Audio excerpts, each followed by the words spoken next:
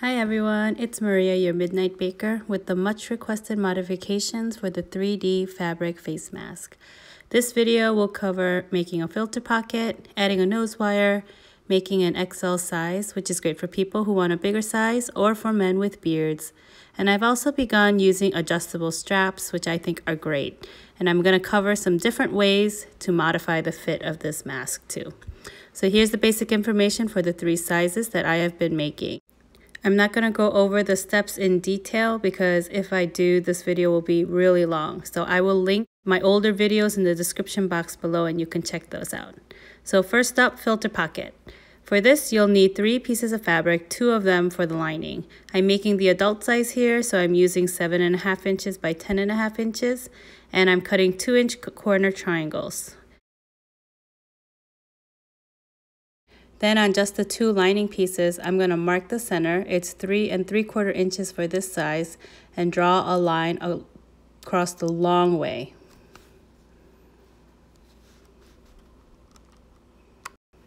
Then I'm just going to eyeball a 3-inch opening in the middle for the actual filter pocket. You can modify this based on what material you are using for your filter. At the sewing machine, you want to sew exactly on that line, stopping at the mark you made and backstitching there. That's really important so that seam doesn't pop open when you use the pocket. Lift the needle and jump to the other mark, backstitch there, and then continue to the end. When you separate the 2 layers, you'll see that the area where you jumped over is now an opening. And if you fold the fabric back along that opening and give it a good press, you'll now have a 2-layered piece that is the exact same size as your original, only now there's a pocket in the middle. Lay the outside fabric face down on top and stitch all the way around. You don't have to leave an opening because the filter pocket is going to be the opening through which you can turn your mask right side out.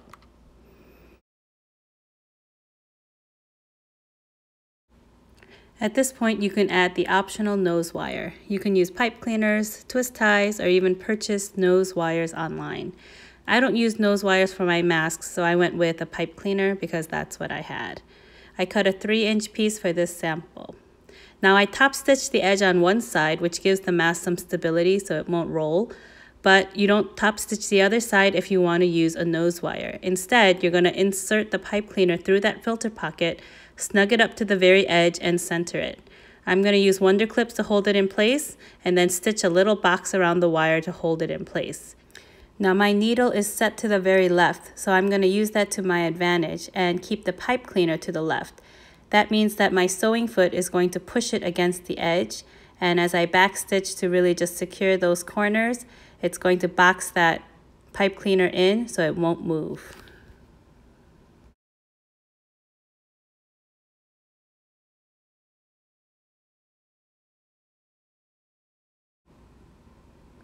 And just a quick check to make sure that it can be bent and hold its shape. Now on to a topic that I got a lot of questions and comments on, the length of the elastic strips. I stopped using elastic and switched to t-shirt strips for the ties a while ago. They're stretchy, they don't fray, and you can cut a lot of them out of one shirt. I started making them longer than you need because you can always shorten them, but you can't add to them. So I saw this idea online of using a pony bead as a slider. This was also mentioned in some of the YouTube comments, and you can see it works great. If the beads break, you can always tie a little knot or use a rubber band, and I sew them in under the end fold, just like in the other tutorial that I showed. So be sure to check that out in the description box if you have not seen that one. And you can see that the mask is done. It has a filter pocket, a nose wire, and adjustable ear loops. It lays nice and flat along your cheek by your ear, and it has very few gaps, but still provides space by your mouth, which is what I like best about this style of mask. Actually, even without a nose wire, it reduces how much your glasses fog up. So if you aren't comfortable washing a pipe cleaner, be sure to try it without the nose wire to see if you like it. So up next, the XL mask, ideal for people who want a larger mask or for men with beards. I asked a friend at church to grow his beard out for a week to test my sample, and I'm super glad he was willing to help me out. So here's a quick comparison of the 3 sizes, child, adult, and extra large. So let's talk about the t-shirt ties really quickly. I bought a pack of men's white tees from Costco in a size extra large in order to maximize how much fabric I got. Cutting them into 1-inch width works great, but I actually started cutting them just a little narrower because it makes it a little easier to slide the beads on. So here are my suggested lengths to cut the t-shirt ties. These again are going to be longer than you need to allow for adjusting with beads, knots, or using ear savers. Ear savers are some things that people more creative than me have come up with in order to hold the ends of the ear loops and give their ears a break. I've seen headbands and crocheted little bands with buttons that work. I saw a teacher share this barrel of monkey fun hack, and there are stories of people even using 3D printers to make these notched plastic bars to hook the ear loops on. All of these are great ideas in addition to using pony beads or just tying a knot. So here's my extra large white tee. I fold it and start at the bottom, cut off that hem so you don't have to worry about the seam, and then use a ruler and cut a little less than 1 inch. I could tell you 7/8 of an inch, but fractions sometimes stress people out. So just find that inch mark and then scoot your ruler back a little to just make it a little more skinny. Give them a good stretch and you can see how they curl up a bit, and then you can cut them to size. I'm cutting a bunch at 9.5 inches since I made a big batch of about 30 masks. But for the extra large, cut them at 10.5 inches just to be safe. My friend said the sample had plenty of extra and he used the sliding beads to get that perfect fit. You'll need 4 beads for 1 mask. You're going to thread the first bead straight onto the tie. I took the time to show you why cutting the tie a little skinnier than 1 inch helps. You can see with the second one, which is 1 inch, that it's just a little bit harder to push it through the bead, especially when you have to push both ends through the bead that will slide. You do want it to be snug because you don't want it to slide by itself, but I found that just a little bit skinnier than 1 inch was still snug enough while being much easier to prep. Here are the starting dimensions for that XL mask again, 9 by 11 inches. And cutting 2¼ inches off the corners. Now someone asked me in the comments why I don't put the ties in at the first step, and I have tried it in the past. So I decided to do that here because I thought that a man with a beard might find the tie irritating along the jaw and the cheek. So ties can be inserted at this first step. Just eyeball the middle of the mask and secure them about 2 inches apart, making sure that the loop is inside the layers. So this is actually why I usually do not do this step first. As soon as you put the tie inside, the fabric won't be perfectly flat and it can shift a bit. Here you can see that the bottom fabric shifted a little and just barely caught in the seam. I just go back and re-sew that seam, but it does slightly change the final dimensions of your mask. Again, this is just why I like to add the ties at the end. Remember to leave an opening, flip the mask right side out. The ties are already in place and you can just finish the mask as usual, top stitching the long ends, folding the chin and nose flaps down and forming that N. The XL mask is finished and people asked for some dimensions of the finished product. You can see it has more room from the nose to the chin. It's just a little bit longer from ear to ear and the ties are completely inside to provide a more comfortable fit.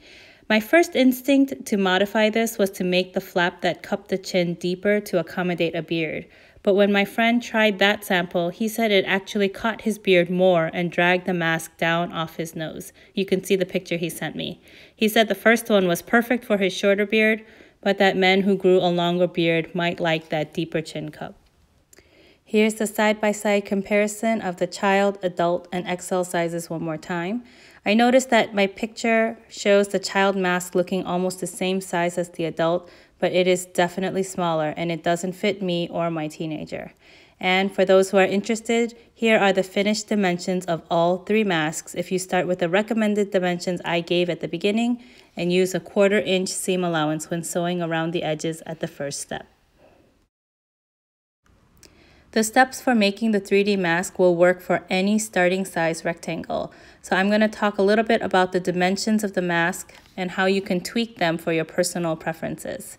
So several comments requested more space between the nose and the chin, since opening your mouth really widely can pull the mask off your nose. So to adjust that, I started with a rectangle that is taller than the original. I'm using 8.5 inches by 10.5 inches instead of the usual 7.5 inches by 10.5 inches. You only need to increase in the one direction if you're happy with the coverage from ear to ear. And feel free to increase it by only 1/2 inch or even 3/4 of an inch. I just did a full inch to really demonstrate the differences. I'm going to show you two modifications.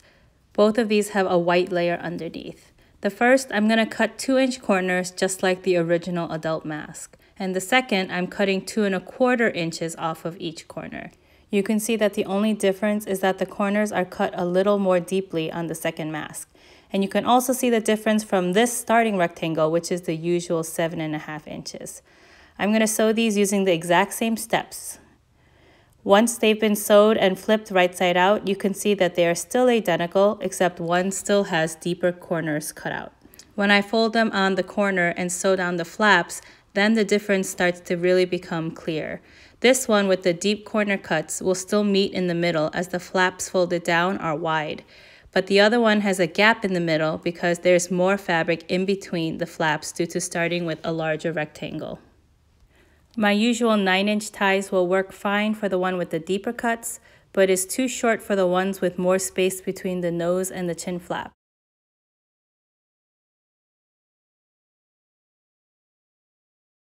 So I cut new ties 14 inches long and re-added the beads so that these would be long enough to reach.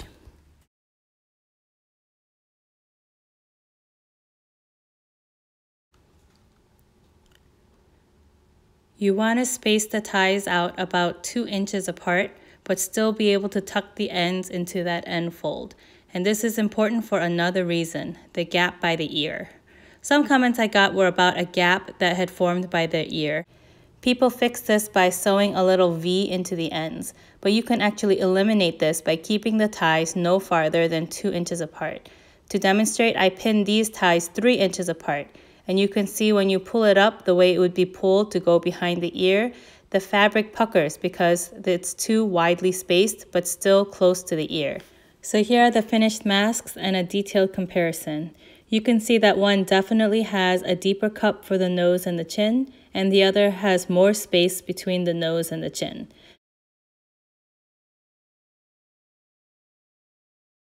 This blue one is made by using the recommended dimensions of the adult mask. You can see that the nose to chin space is almost identical, but the flaps are much deeper.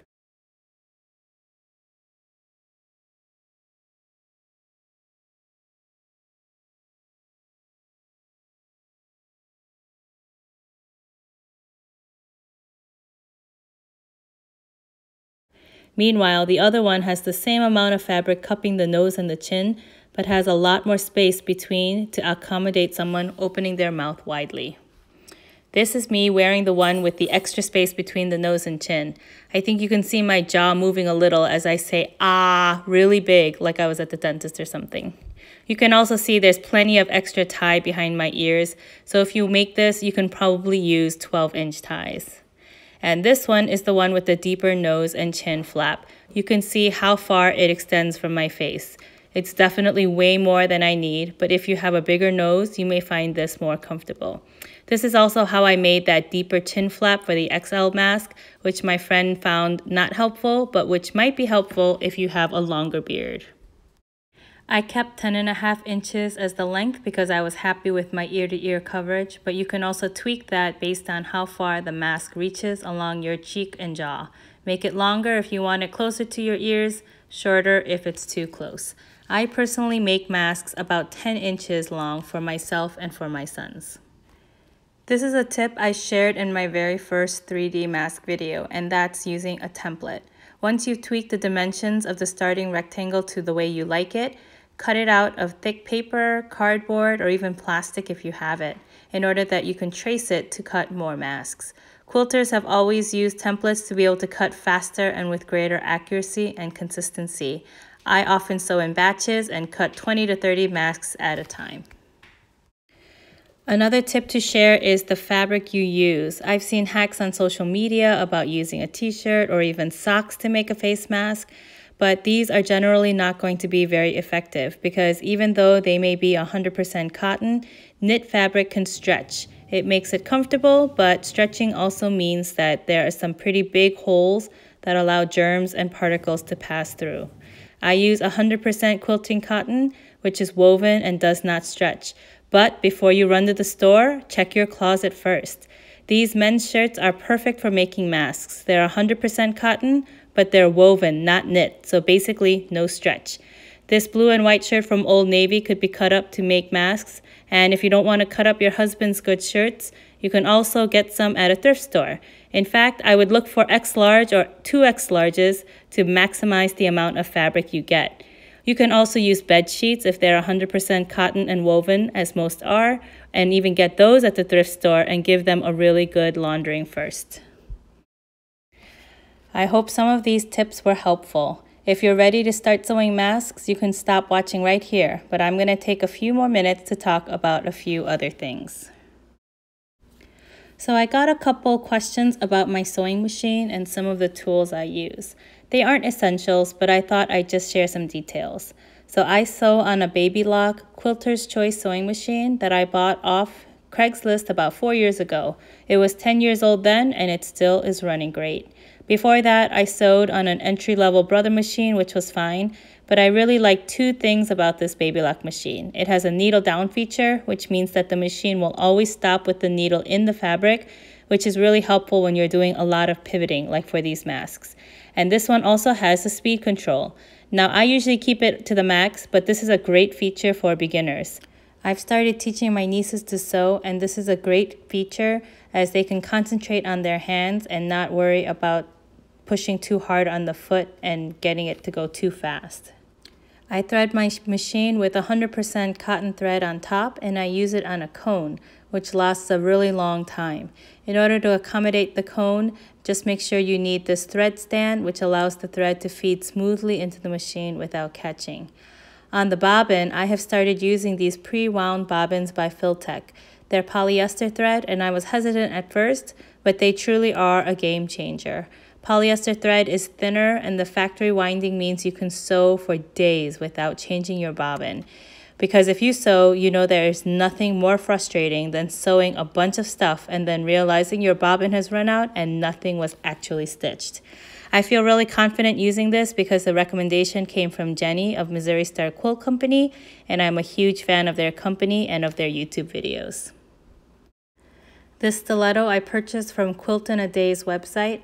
I love it for nudging things under my sewing foot. My little Baby Lock is a workhorse, but it certainly is not the strongest machine out there. So when the fabric gets thick and bunched up, this stiletto works great to just nudge it under and get it going. You don't have to buy this though. You can always carefully use the end of a seam ripper too. This is used to poke out corners when turning mask right side out. I actually rarely use this, but sometimes my nails are really short, so I do. I got it free with one of my orders. This is another thing that's not necessary, but is a kind of fun accessory. This is called diagonal seam tape, and it's by Cluck Cluck Sew. It's basically washi tape that has a 1/4 inch marked on it. You line up the red line with your needle, and then the fabric edge, if it lines up on the black line, will give you that perfect 1/4 inch. You can actually get similar results with 1/2 inch washi tape or even painter's tape and masking tape, but I thought I would mention it in case people were curious about it on my machine. I also have a clear plastic extension table for my sewing machine. I ordered this from Sew Steady, S-E-W, Sew Steady, and it was custom cut for my machine. When you order it, you tell them the make and model of your sewing machine, and it arrives custom fit. It really is convenient to have a flat working surface, as this machine would normally have a pretty small sewing bed. They aren't cheap though. This was on my Christmas wish list a few years ago. I'm a big fan of Olfa rulers. I started with Omni Grip, and this 2.5 inch one I do use all the time, but I began to invest in Olfa because I find that they are easier for me to read and understand. I also use this folded corner clip ruler in my video. It's a little shortcut for cutting those corners, and again, you don't need it, especially if you make a template, but there are lots of quilting rulers out there, and if you're like me, you're gonna want them all. I use an Olfa Splash rotary cutter, and the replacement blades They're not pricey, but they also aren't cheap. So I waited for a good coupon and bought this rotary blade sharpener. It really does work. It's not like a brand new blade, but it certainly extends the life of your existing rotary blades. And last of all, I picked this up at a local boutique. If you drop your phone in at the top, it naturally amplifies the sound. I love to listen to podcasts, audiobooks, or music when I sew, and this is loud enough to hear over the hum of my machine, and it doesn't require a plug. So if you haven't realized yet, I am a quilter who, like many other quilters out there, began sewing face masks when the COVID-19 crisis began. It's a hobby that came in handy because not only do quilters have sewing machines and all these rulers and thread, but a lot of us also have a fabric stash full of cute prints and fun fabric that we love and collect.